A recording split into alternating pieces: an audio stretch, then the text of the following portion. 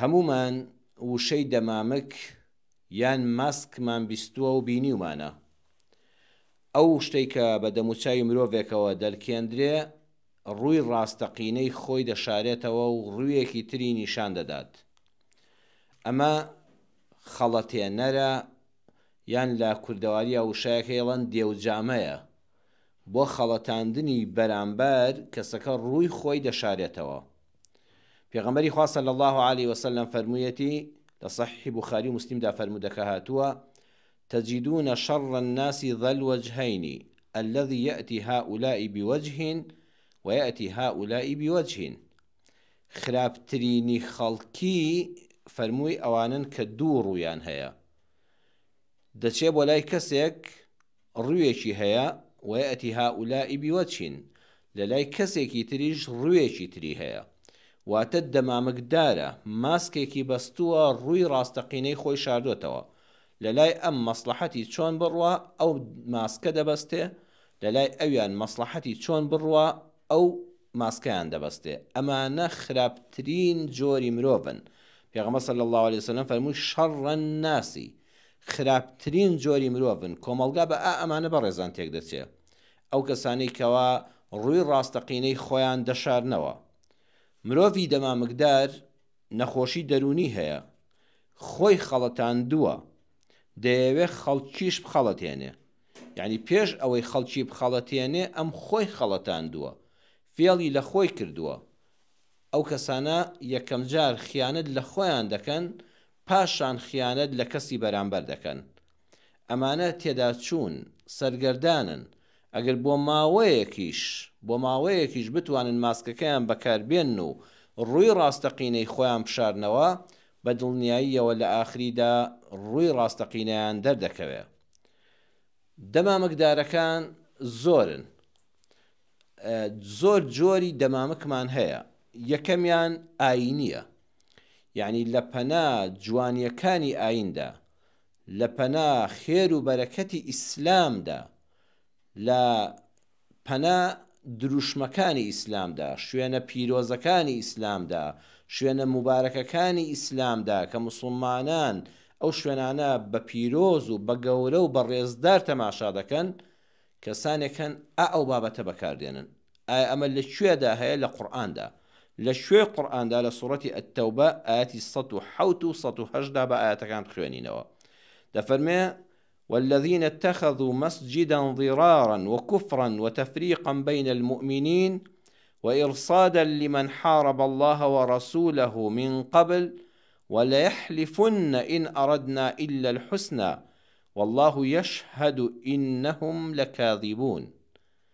لزمانی پێغەمبەر صلی الله عليه وسلم کۆمەڵێک دڵنەخۆشی دووڕووی دەمامکدار بەدڵ کافر ماسکێکی ئیمانداری و موسڵمانێتیان بەسەر دەموچاوی خۆیاندا کێشا بوو، بە شکڵ و شێوە، بە قسە و گفتار، بە چوونە ناو موسڵمانان، بە قسەی لووس و جوان، وان خۆ نیشان دەدا ئیمانداری بە حەق و ڕاست و موسڵمانی چاکن.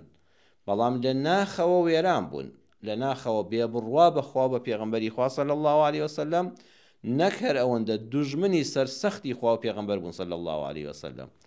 دەفەرمێ هاتن مزگەوتێکیان دروست کرد، خۆی پەروەردگار باسی دەکا. دەفەرمێ ئەوانەی کە مزگەوتیان دروست کرد، باشە لە مزگەوت ماڵی خوا پیرۆستر هەیە؟ بە بێگومان نەخێر. هاتن لەو شوێنەوە کە پیرۆستترین شوێنی سەرزەویە کە مزگەوتە، هاتن لەوێوە لە ئیسلام بدەن. ماسکەکە دەمامکەکەیان لەوێوە بەکارهێنا. بینایەکیان دروست کرد، مزگەوتێکیان دروست کرد، هەموو شتێکی میحرابی هەیە، هەموو پای تێدایە، زۆر شتێکی تایبەت و زۆر جوان، مزگەوتێکی تەواو. بەڵام پەروەردگار دەفەرمێ بە چ نێتێک دروست کرا؟ ضیراران، بۆ زیانگەیاندن بە موسڵمانان، وە کوفران، بۆ بڵاوکردنەوەی کوفر و بێباوەڕی، بۆ بڵاوکردنەوەی گومان بەرامبەر بە ئیسلام. یعنی لە ناو مزگەوتەوە لە ئیسلامدەی زۆر زۆر خەتەرە. لە ناو مزگەوتەوە بە ناوی دینی خواوە دەیانوێت کوفر و بێدینی بڵاوکەنەوە. سێم وتەفریقا بین المؤمنین، بۆ ئەوەی موسڵمانان پارچە پارچەکەن. بەخوا ئێستا لەم سەدەی 21 هەیە مزگەوت هەیە، مەلا هەیە، بانکخواست هەیە، تەنها و تەنها بەڕنوێژی نۆڕۆ دیارە ئامانزی لێدانی مسلمانانە، لێدانی ئەوەیە کە مسلمانان ناشرین کە ئەم هەموو کوفری عالەمی و کوفری ناوخۆ و ئەم هەموو ڕێبازی لادینی هەیە ڕۆژ تا ئێوارە چەکوشەکەی و دەمی لەسەر مسلمانانە بۆ ناشرینکردنی هەموو مسلمانان، واتە تەنها ئەم مزگەوتەی من ڕاستە، ئەوەی تری هەمووی بەتاڵە. ئەو مزگەوتی ضیرارەش لەسەر ئەو بنیادرا و تەفریقا بین المؤمنین بۆی ئیمانداران پارچە پارچەکەن و ئیرصادا لمن حارب الله ورسوله، خاڵی چوارەم بۆ ئەوەی ئەوانەی کە دوژمنی خوا و پێغەمبەرن صلی الله عليه وسلم هەموویان بێن لەوێدا کۆ ببنەوە، بیکەنە بنکەیەک بۆ کۆبوونەوەی دوژمنانی خوا و پێغەمبەری خوا صلی الله عليه وسلم. ولا يحلفن، قورئان دەفەرمێت سەیرەکە لەوەدایە ئەم چوار نیەتە پیسە هەبوو لە دروستکردنی ئەم بەناو مزگەوتەدا، هێشتاش سوێندیان دەخوارد بۆ پێغەمبەری خوا صلی الله عليه وسلم، دەیانگوت ئین ئەڕەدنا ئیلا الحوسنە، ئەوەی چاکە و نیەتی خێر نەبێ، تەنها ڕەزامەندی خوا نەبێ، هیچ شتێکی ترمان لە دڵانیە.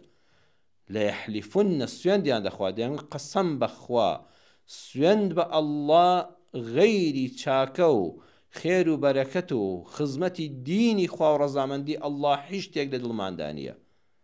جا سەیری کە قورئان لێرەدا ئەو دەرسەمان دەداتێ، شەرت نییە هەر کەسێ سوێندی خوار کە دڵسۆزە تۆ بڕوای پێ بکەی بە سوێندەکەی.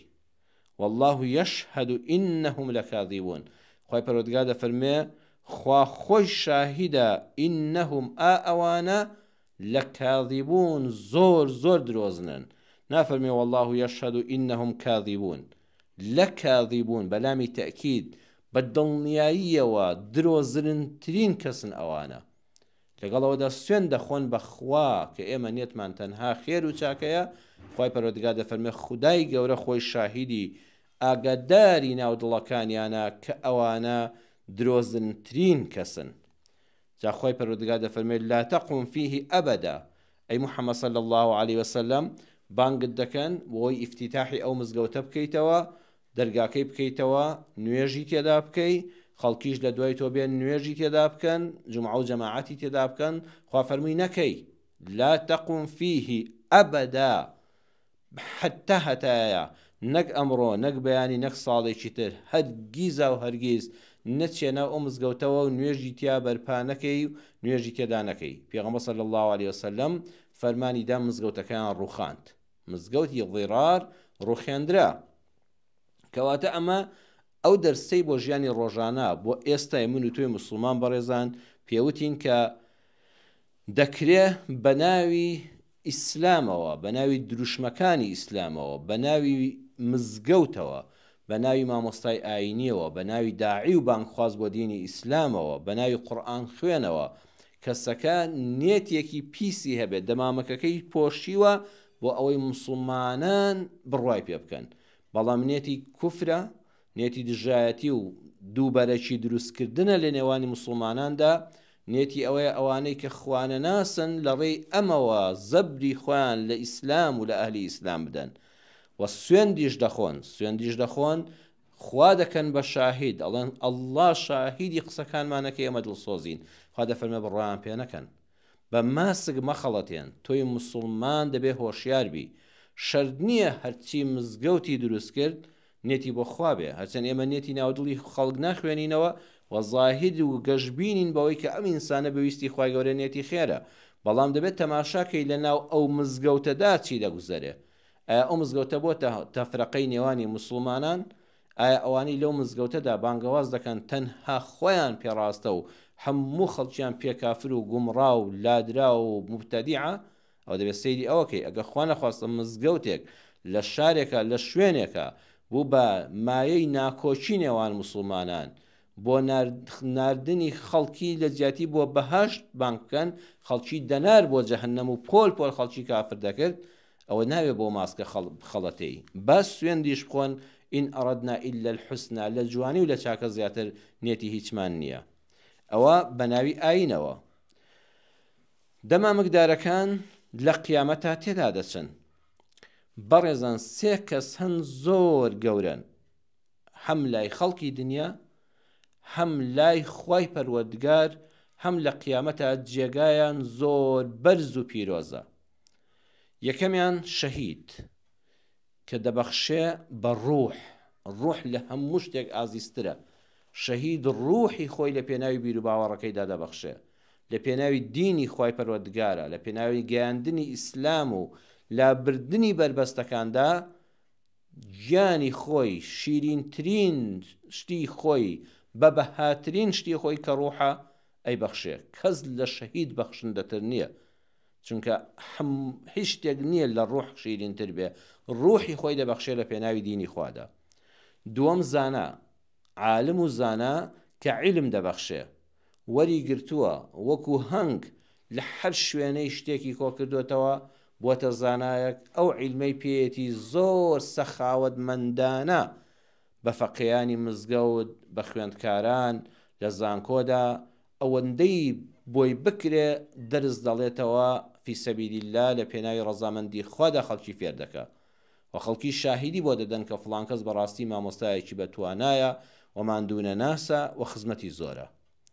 سێمیان دەوڵەمەندی بەخشندە کە خوای گەورە ماڵ و سەرۆت و سامانێکی زۆری داوەتێ و ئەویش بەر شەو و ڕۆژ باشکراو بەنیهێنی دەست ناژێڕێتەوە و هەموو خەڵک وەکو کانیاوێکی خێر هەر کەسە محتاج و احتیاج پەرداخە ئاوی خۆی دەخواتەوە و تینوێتی دەشکێ و لە گرفتاری و مەینەتی دنیا ڕزگاری دەبێ.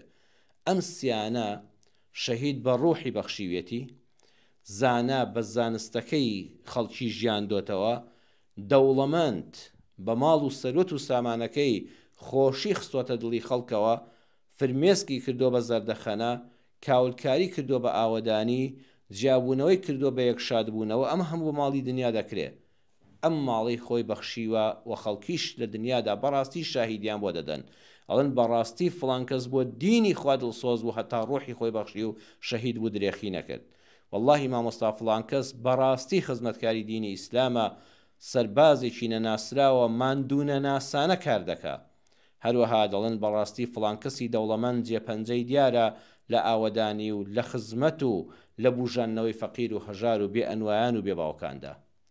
بەڵام لەژێر ئەم ناوانەدا، لەژێر ئەم سێ ناوە جوانەدا خەڵکی مەسلەحەتچی خۆیان شاردۆتەوە، لە دنیادا ماسکێکیان پۆشیوە لە ڕێگەی ئەم سێشتەوە. ئەم سێ ماسکیان هێناوە بە ڕووی خۆیاندا کردووە، بەڵام لە پشتی ماسکەکەەوە، لە پشتی دەماوکەکەەوە ناخیانوان نەبووە، ئەوان نیەتیان ڕەزامەندی خوا نەبووە.